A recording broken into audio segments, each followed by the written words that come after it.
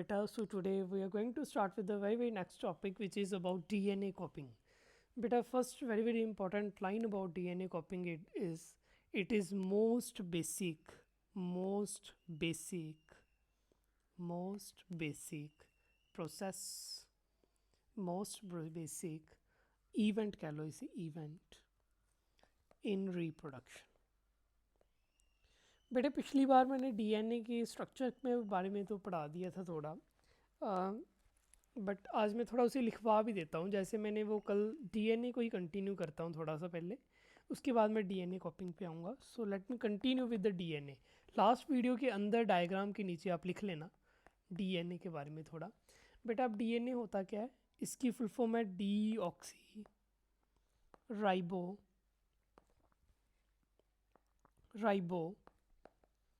Nucleic acid. ठीक है बेटा, D oxy ribo nucleic acid.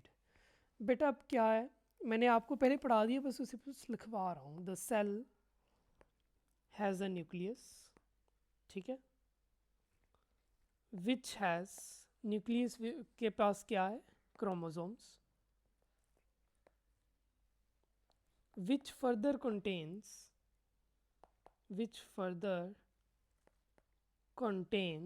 what, DNA. ठीक है बेटा, इतनी बात हमें समझ आ गई थी कि न्यूक्लियस के अंदर सेल है, सेल के अंदर न्यूक्लियस है, एंड न्यूक्लियस के अंदर क्या है हमारा क्रोमोसोम है, क्रोमोसोम के अंदर हमारा क्या पड़ा है, डीएनए. सो उसी चीज़ को मैंने अभी फिर से लिख दिया है. ठीक है, अब बेटा डीएनए जो है, डीएनए की बेसिकली फंक्शन क्या है, it has all the information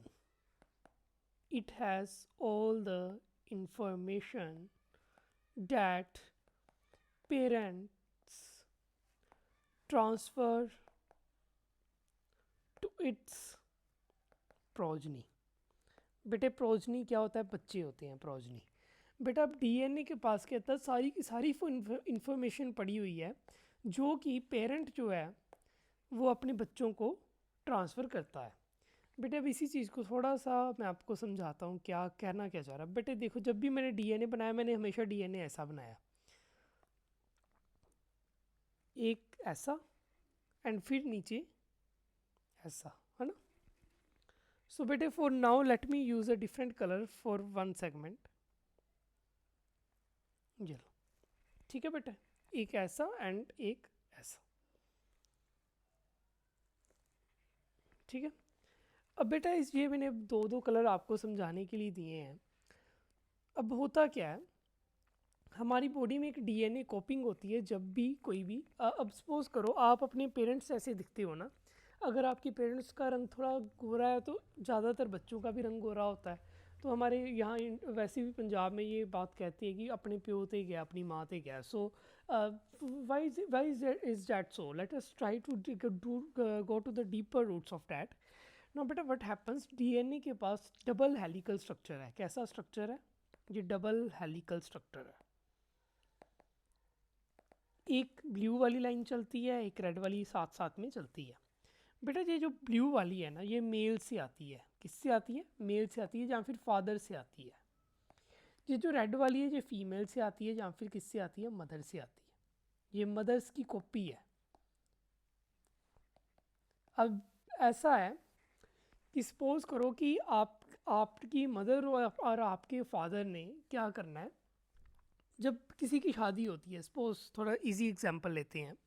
अब जब किसी की शादी होती है, अब ये एक फ़ीमेल है ना, ये एक मेल है. सो इन दोनों की जब शादी होगी तो क्या होता है, अब हमारे पंजाब में तो ऐसा होता है कि एक दिन शगन होता है, एक दिन बारात होती है. तो शगन वाले दिन फ़ोटोग्राफ़र किन के वहाँ से आता है, शगन वाले दिन आता है जो लड़के वाले होते हैं उन्होंने अपना फ़ोटोग्राफ़र किया होता है, लड़की वालों ने अपना फ़ोटोग्राफ़र किया होता है बारात वाले दिन के लिए, है ना. सो ऐसा ही होता है. लेकिन जब एक वो बनती है शादी के बाद में एक एम्बलम बनती है प्रॉपर, तो उसमें क्या होता है कि दोनों लड़के वालों शगन की भी फ़ोटो होती है तो बारात की भी फ़ोटोज़ होती हैं, है ना. ऐसा ही होता है. सो बेटा व्हाट हैपन्स कि कुछ फ़ोटोज़ जो हैं वो मदर अपनी मदर वालों की जो फ्रेंड रिलेटिव्स होते हैं वो देते हैं, और कुछ फ़ोटोज़ जो हैं वो लड़के वाले देते हैं। सो दोनों को कंपाइल अप करके एक वो एम्बलम बना देते हैं शादी की। ठीक उसी तरह से रिप्रोडक्शन में हो रहा है। मदर क्या करती है, अपने डीएनए में एक कॉपी बनाती है, एक कॉपी तैयार करती है। फादर क्या करता है, अपने डीएनए से क्या करेगा, अपने डीएनए से एक कॉपी तैयार करेगा और दोनों मिलके क्या बना लेंगे, बच्चे का डीएनए। ठीक है बेटा। सो इसीलिए ऐसा होता है ना कि कुछ करैक्टर्स हमारे फादर से मिलते हैं, कुछ करैक्टर्स हमारे मदर से मिलते हैं। सो बेटा दिस इज़ द बेसिक फंडा ऑफ डीएनए कॉपिंग। बेटा ये बात समझ आ गई हो तो मैं आगे चल रहा हूँ। अब बेटा आप कहोगे कि अब डीएनए की कॉपिंग होगी, इट हैज़, मैंने लिख भी दिया, it has all the information that parents contain transfer to progeny. So इसकी वजह से होता क्या है, therefore DNA act as a blueprint for baby, and it is a source of proteins. बेटा ब्लूप्रिंट कैसे है, ब्लूप्रिंट का मतलब क्या होता है कि जैसे सपोज करो आपने घर बनाना है तो उसके पहले एक नक्शा बनता है कि घर कैसा होगा। सो उसी तरह से डीएनए एक ब्लूप्रिंट है कि बच्चा कैसा पैदा हो रहा है, उसका रंग कैसा होगा, उसकी वो लंबा होगा, क्या होगा, मोटा होगा, वो सब कुछ डीएनए के अंदर लिखा होगा। सो बेटा now you have got the point. Now let me take you to DNA copying. अब डीएनए कॉपिंग क्या चीज़ है बेटा, अब डीएनए कॉपिंग क्या होता है बेटा, देयर आर सर्टन सेल्स, बहुत सारे सेल्स हैं, है ना बेटे। सेल्स के बॉडी के अंदर बहुत सारे सेल्स हैं। अब सपोज करो मदर को एक डीएनए कॉपी करनी है। डीएनए कॉपी क्यों करनी है, हमने देख लिया कि मदर एक डीएनए कॉपी देगी, एक फादर देगा, दोनों मिला के बेबी की या फिर चाइल्ड की या फिर एम्ब्रियो की, फीटस की या फिर न्यू ऑफस्प्रिंग की कॉपी जो है वो बना लेंगे, उनका डीएनए तैयार कर लेंगे ना बेटे। डीएनए कॉपिंग होती क्या है, अब सपोज करो जो सेल्स हैं, सेल्स यूज़ कैसे बनती है, chemical reactions to copy DNA, है ना बेटे। डीएनए कॉपी करना है तो बहुत सारी केमिकल रिएक्शंस जो है बॉडी में चल रही हैं। बट बेटे एक बात तो हम सबको पता है कि मनुष्य जो है वो गलतियों का पुतला है। अब सपोज करो मैंने ये डायग्राम ही कॉपी करना है, ये मैंने डायग्राम ही कॉपी करना है, हो सकता है मेरे से थोड़ी सी गलती रह जाए। अब सपोज करो ये बिल्कुल एग्जैक्ट तो नहीं ना हुआ। सो इसी तरह से हमारे सेल्स हैं, अगर इन्होंने किसी भी जब डीएनए को कॉपी करना है, हो सकता है इनसे थोड़ी बहुत ही गलती तो रह ही जाती है। ठीक है बेटा। सो अब यहाँ पे लिख रहा हूँ मैं, क्या लिख रहा हूँ, बट नो बायोकेमिकल रिएक्शन। अब देखो वर्ड क्या है, बायोकेमिकल। केमिकल रिएक्शन तो हो रही है लेकिन हो किस में रही है, ह्यूमन में। So biochemical reaction is absolutely correct बेटे, क्योंकि कोई भी जो बायोकेमिकल रिएक्शन है वो एब्सोल्यूटली करेक्ट नहीं होती, बिल्कुल सही प्रॉपर नहीं होती। सो जिसकी वजह से क्या होगा, डीएनए कॉपी फॉर्म्ड जो बन गई है, डीएनए कॉपी जो बन चुकी है, is not absolutely similar to DNA of parent. ठीक है बेटा।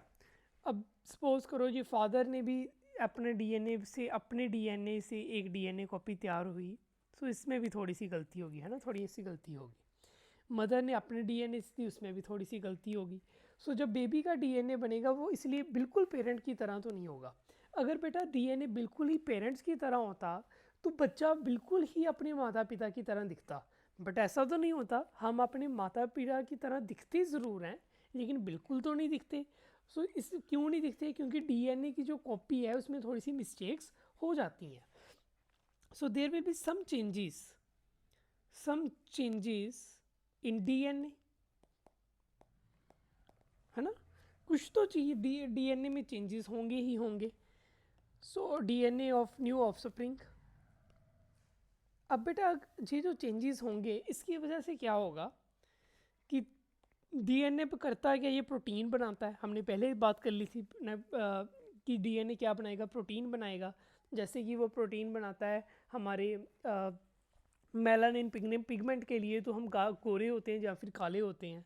सो उसी तरह से चेंज इन प्रोटीन्स, कुछ तो चेंज आएगा प्रोटीन्स में, फॉर्म्ड इन द प्रोजनी, जो बच्चे में प्रोटीन बनेगी उसमें थोड़ा सा तो चेंज होगा as compare to parents, as compared to parents.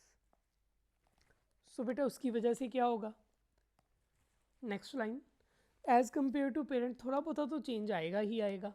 So that's why therefore we are not absolutely similar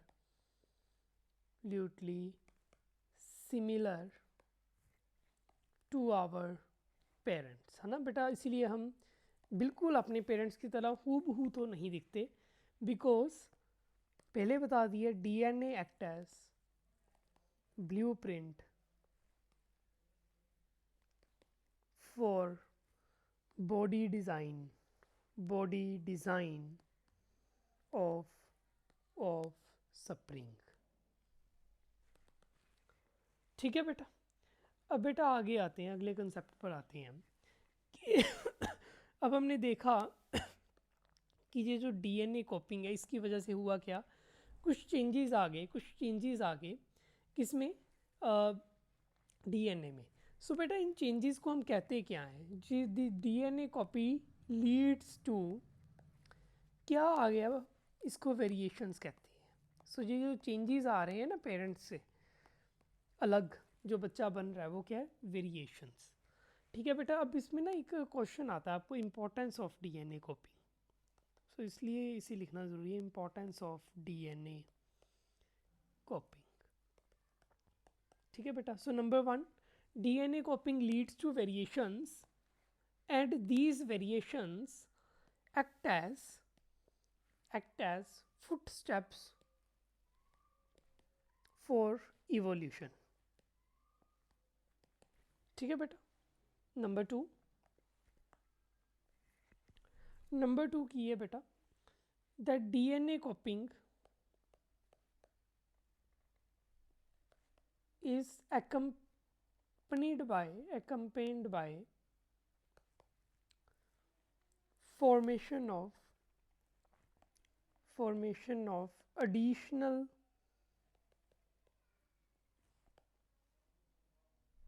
cellular apparatus। बेटा अब डीएनए, जब सपोज करो अब मदर जो है वो क्या कर रही है, डीएनए अपना कॉपी कर रही है ना।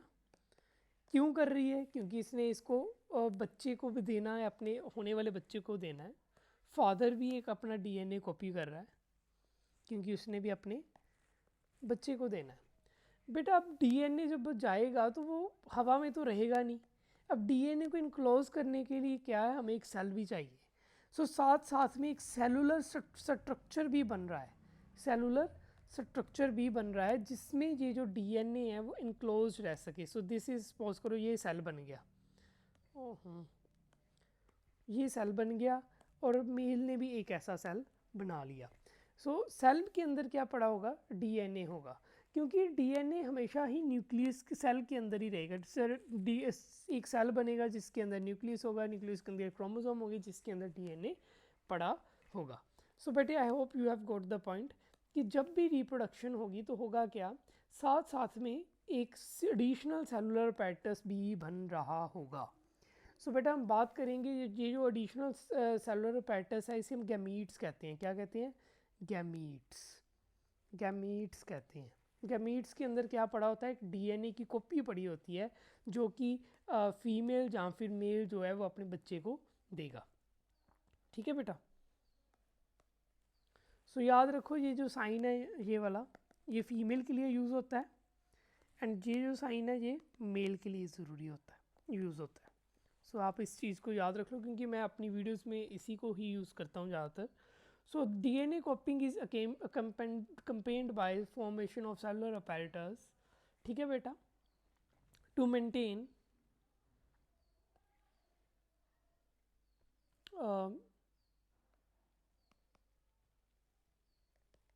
life processes ताकि डीएनए जिंदा रह सके। एंड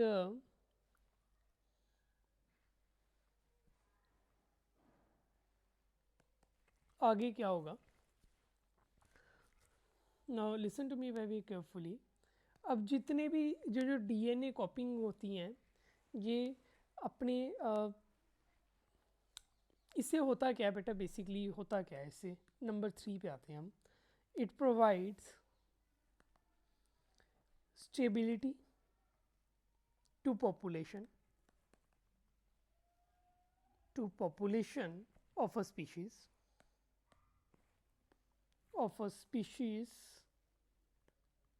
बेटा पॉपुलेशन जो है स्टेबल हो जाती है। अब स्टेबल क्यों होती है, बेसिकली नंबर 1 तो यही है that DNA copy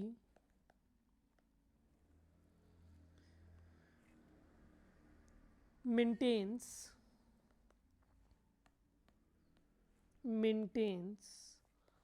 body design features, है ना।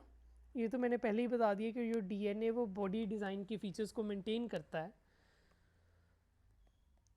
And number 2 it introduces variations which promote stability of a species and promote survival of species. बेटे अब वेरिएशंस क्या होती हैं, कैसे ये स्पीशीज़ की सर्वाइवल को प्रमोट करती हैं, ये सब कुछ हेरिडिटी में आपको मिलेगा। So I advise you to visit that particular video. अब अगर सपोज करो आपको क्वेश्चन आता है व्हाट इज़ डीएनए कॉपिंग, तो सबसे पहले आप ये लिखोगे, पूरी का पूरा एक्सप्लेन करोगे यहाँ तक, इस पर्टिकुलर फ्लो चार्ट तक। उसके बाद आप क्या करोगे, आप सीधे उसकी इम्पोर्टेंस पे आओगे एंड ये जो वाले पॉइंट हैं ये आप 2 पॉइंट्स लिख दोगे। ठीक है बेटा, ये वाले पर्टिकुलर पॉइंट्स जो है इम्पोर्टेंस ऑफ डीएनए कॉपिंग में, सो आप ये वाले पॉइंट जो है वो लिख दोगे। ठीक है बेटा, so I think you are done with your DNA copying at its importance. So thank you बेटा।